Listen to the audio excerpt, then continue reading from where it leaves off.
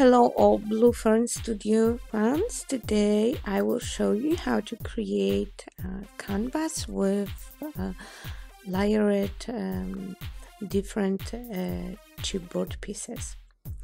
My work is quite dark, but if you use other colors you can have the effect that you like the most. I'm starting with gluing Chickenwire Panel on stretched canvas and covering everything with gesso.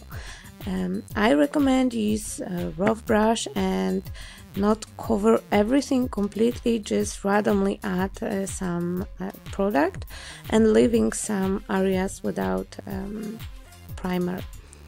To prepare really dark frame, I will use one of Blue Fern Studios chippies. I love this piece, it's so detailed. Yeah, I love it. Yeah, so I'm covering it with double layer of really dark, intense chalk mists. I'm using colors indigo and ultramarine, and the color on my frame will be really rich navy with little shade of blue and violet. Really nice. And of course at the end I'm hitting it with heat gun. Yeah, so now sentiment. I'm covering everything with permanent black marker, and then this part with saying moment I will cover with 2 shades of blue twinking H2O paint, and the part capture I will decorate with white stroke from gel pen. Then the part of my title delightful, I'm coloring with splash black ink. It will give me black with glossy finish, and the marker get me a matte finish. Yeah, but still it's hard to read, so I will change the color of the saying to white, also with splash ink. And to be honest, at the end it will be black again.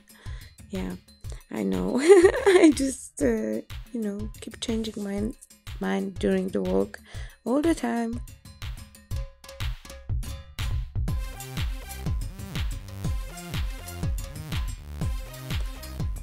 When I'm end with twinkling H2Os, I'm using heat gun because I really like burnet colors. If you use your heat gun, they will look differently than if you leave them to dry naturally.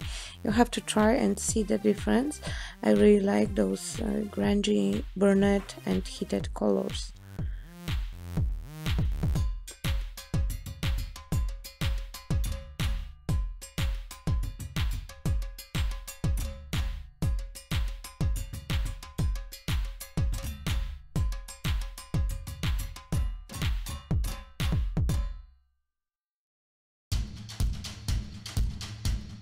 Yeah, and here I decided to change this delightful to the white, so I'm just adding a layer of white splash ink. I prepared some suede scraps of my papers and vintage book pages and some chipboard, and now I'm going to make some background. As the first color layer, I'm using gelatos, quite intense blue and light blue. I'm adding colors randomly and just smoosh them with my fingers. To move colors all around, I'm using water. If you mix gelato with water, you will receive aquarelle paint or something similar to this. If you not use water, you can freely have some fun with your fingers and gelatos on prepared surface.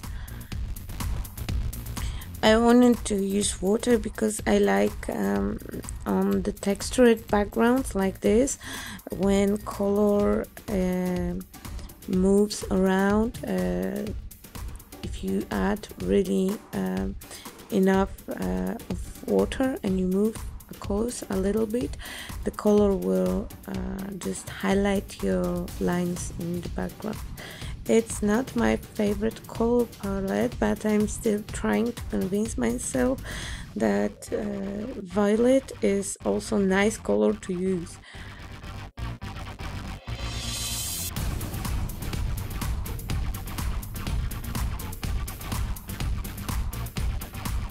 I'm adding next layers, gluing sentiment to my frame, and then I'm gluing frame to the base with really fat 3D squares. In my composition you can find many flowers. I use here some rose branches. You can find on my YouTube channel how to create them, and I used lots of mist and water to cover my flowers, but not completely. Some parts I left white, and I will add some colors later. I'm placing this frame on really fat 3D squares, so I have really dimensional composition, and it will be really hard to place those elements without hot glue. So here I'm using really lots of hot glue to place all flower composition at their places. Right now I'm adding a little bit of violet from Prima Bloom spray.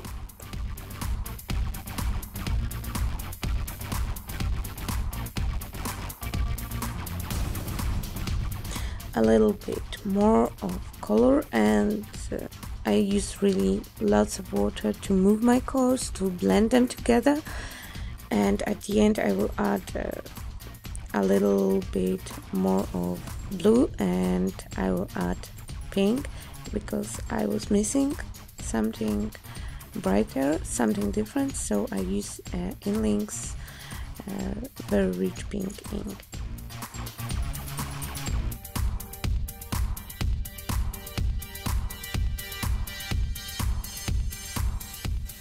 I'm adding a little bit on background and on my flowers to hold this line of color, and then I will add some on this part with the light wool.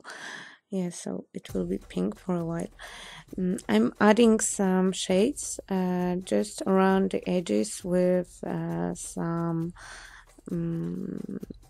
pastels, and black spots from splash ink, just to add a little bit more dramatic look.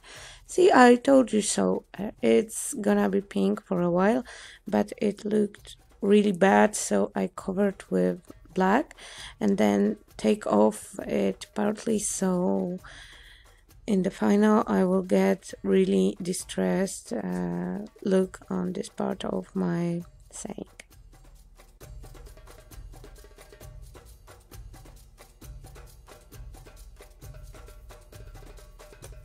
As the finishing touch, I'm adding and taking off color a few times to have my background not completely white, just very light blue, because when it's totally white it don't look so good.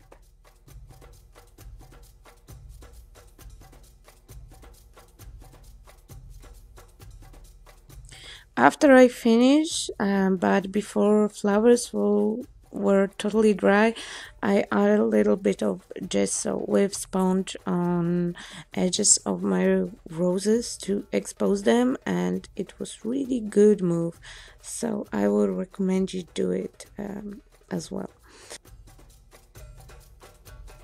Thank you very much for your attention, and see you next time on Blue Fern Studio YouTube channel. Bye bye.